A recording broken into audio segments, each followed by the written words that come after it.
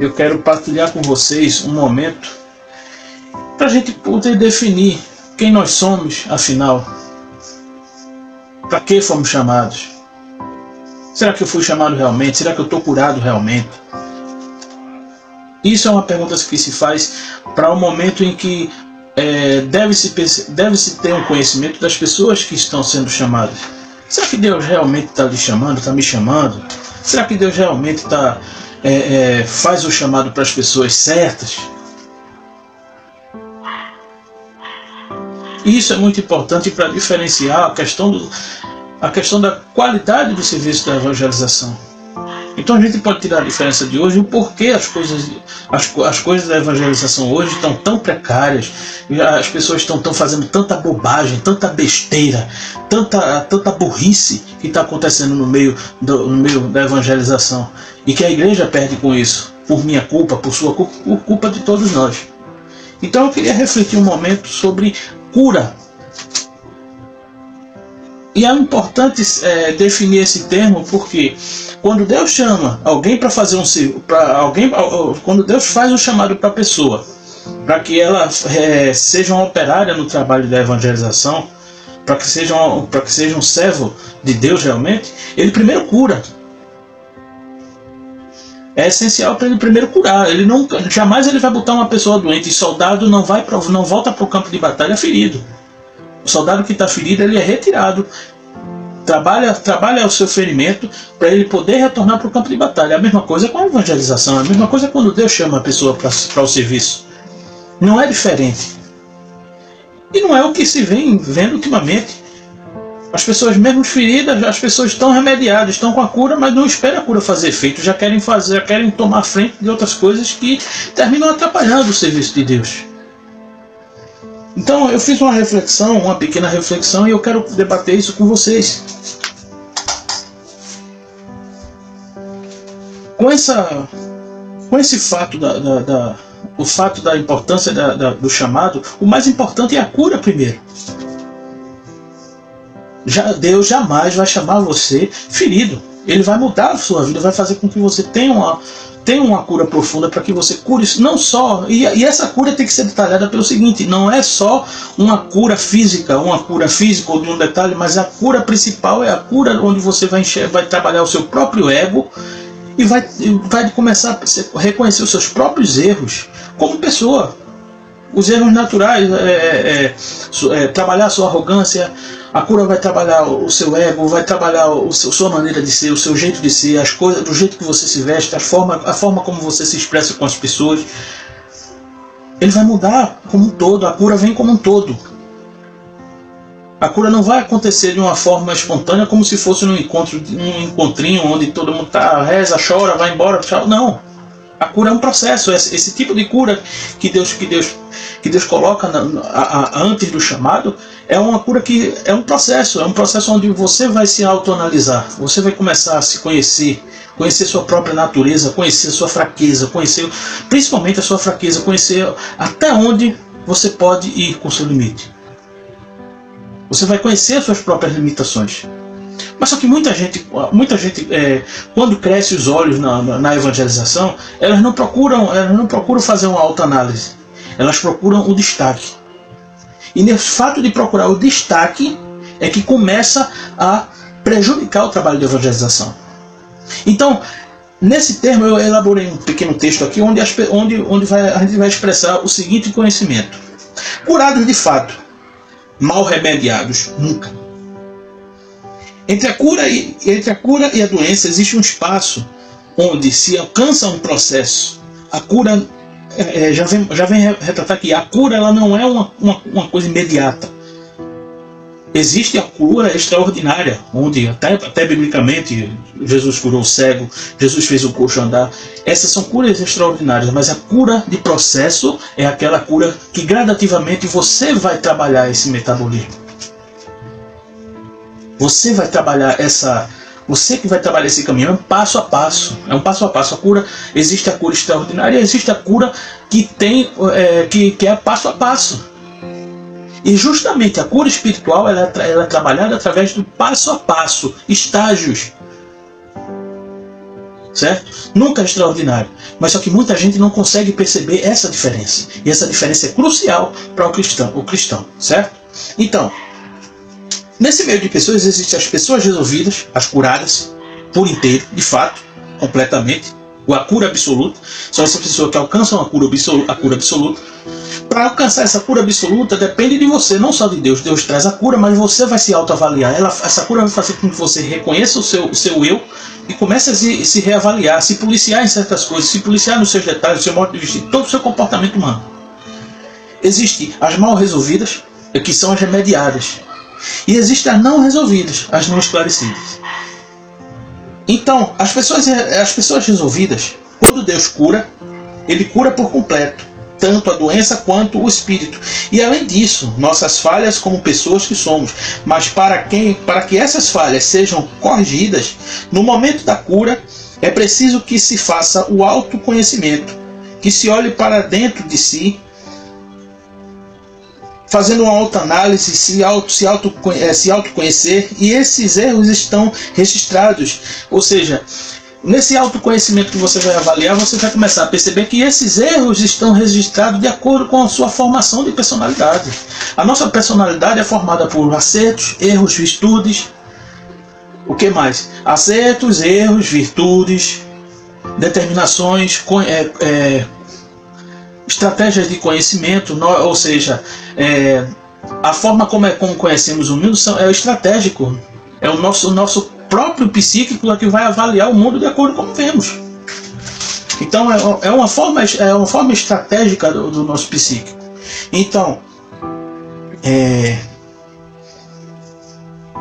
nisso vai ser trabalhada nossa parte intelectual, pessoal e social. Quando essa cura acontece por completo, a pessoa é uma pessoa resolvida. Daí, uma pessoa resolvida se autoanalisa, se autocorrige, conhece seus limites, conhece ver além, conhece seus defeitos e se policia. É conhecendo os seus defeitos que você vai começar a alcançar a perfeição. É conhecendo os meus defeitos, os nossos defeitos, é que a gente começa a entender a santificação. A gente começa a perceber o que é ser santo. Daí a santidade vai começar a ser trabalhada a partir do nosso policiamento e da nossa autocorreção. As pessoas mal resolvidas, essas são as remediadas. Não esperam a cura chegar, não esperam a cura fazer efeito, já se comportam como fortes, pessoas que passam a vestir uma armadura com fendas, sem perceber que essas fendas estão visíveis, querem se levantar com a cura, mas ainda estão feridos, tomam responsabilidade sem um menor equilíbrio emocional para determinada situação. Se preocupam mais com o seu próprio ego para não deixar que ninguém veja ou descubra suas inúmeras falhas. Então esse tipo de pessoa é aquela pessoa que acha que houve o chamado, acha que o chamado chegou, ou a pessoa que realmente ela, vamos citar um exemplo, certo?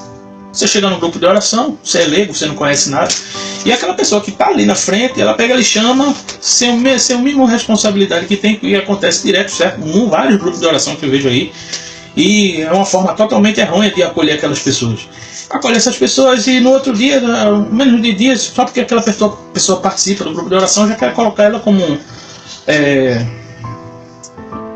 ministro de cura, ministro de dom, ministro de...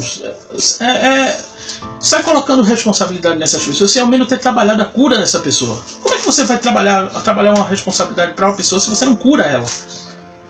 Então essas pessoas vão cheias de defeito, não tem conhecimento da coisa, não tem conhecimento com o Espírito Santo, não se informou, então se torna um cego ganhando o outro. Isso se torna um grande desserviço à evangelização.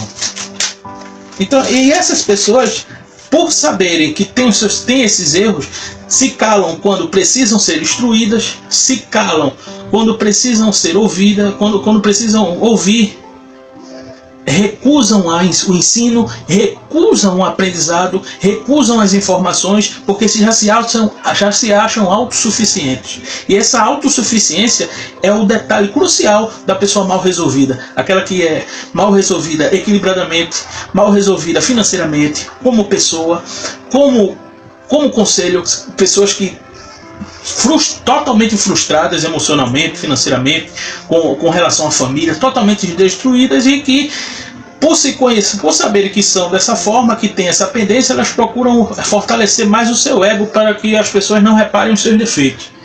Então, na igreja estamos cheios desse tipo de pessoas, e que fazem um grande desserviço, porque recusam a instrução, recusam a formação, rebatem as pessoas que quer trazer um conhecimento a mais e terminam atrapalhando tudo. E existem as pessoas que são as pessoas não resolvidas. Essas pessoas não têm nenhum esclarecimento, tanto emocional quanto pessoal, quanto a formação, até mesmo como a formação de família. Não tem uma estrutura familiar para ter um equilíbrio de base. Então essas pessoas não têm esclarecimento de si próprio, não tiveram formação, não adquiriram conhecimento. São pessoas que dependem das ações e atitudes de outras pessoas para agir, não tomam decisões sozinhos, são como uma criança. E essas pessoas são dignos de pena porque precisam de pessoas por perto. A fé dessas pessoas depende do conhecimento das outras, para que as outras possam direcionar elas no caminho, porque elas não sabem caminhar sozinhas. Mas o que mais atrapalha essas pessoas, o que mais atrapalha o ramo da evangelização hoje, e o que você está vendo tanta coisa errada, é que ao invés das pessoas resolvidas estarem ocupando responsabilidades para trazerem o serviço da evangelização com perfeição, estão sendo escanteadas porque as pessoas mal resolvidas é que estão tomando conta desses lugares. E por esse fato, essas pessoas mal resolvidas são as que espantam as pessoas, afastam o cristão da igreja, afastam as pessoas do conhecimento por causa de um capricho, o de querer aparecer, o de querer se tornar uma pessoa importante através de imagem, mas não de conteúdo. Essas pessoas que recusam a instrução, essas pessoas que recusam a formação, uma formação esclarecedora, porque à medida que você vai trazer uma pessoa para esclarecer, trazer informações, esse tipo de pessoa se sente como se perdesse o status, perdesse a imagem. Poxa, era para eu estar naquele lugar, era para eu estar no lugar do formador e não no lugar do aprendiz. Elas se recusam a ser o aprendiz. Então, se somos chamados realmente por Deus para trabalhar para Ele, é preciso que a gente comece a fazer uma autoanálise. Será que antes de eu ser chamado, será que eu fui curado? Será que eu tenho discernimento suficiente para isso? Será que Deus me curou primeiro? Ou eu aceitei a cura sem esperar? Ou eu aceitei o serviço sem esperar a cura? Isso é muito grave, gente. Isso está fazendo desserviço. As pessoas hoje não têm, e eu vejo até através de rede social, pessoas que não têm o mínimo equilíbrio emocional e muito menos formação bíblica, ou muito menos uma formação cristã para poder estar orientando outras pessoas, dando conselhos errôneos. Que eu vejo muita gente aí. Pessoas que entram na renovação carismática, por exemplo, que é cheio desse tipo de pessoas, que entram no grupo de oração e toma conta de uma responsabilidade que não tem a mínima capacidade de seguir em frente. Pessoas que entram num ministério de música sem saber uma nota musical. Pessoas que entram no ministério de música para cantar, mas na verdade não canta nem no banheiro. Pessoas que entram no ministério de música para ficar bonitinho tocando lá, sem a mínima responsabilidade de saber o que é que está fazendo. Pessoas que entram para falar de Deus sem ter a mínima formação, sem ter a mínima instrução. Pessoas que entram numa secretaria de cura e dizer que eu tenho o dom da cura sem ter o mínimo conhecimento de cura, de saber como a cura se procede. Pessoas que se diz ter o dom da cura sem ter o mínimo equilíbrio emocional, muito menos formação intelectual, onde essa pessoa não tem o mínimo conhecimento nem de si próprio. Então, é melhor E é preciso que a gente faça essa análise hoje. Analise a sua capacidade. Analise quem é você no meio da evangelização. Amém? Em nome do Pai, do Filho e do Espírito Santo.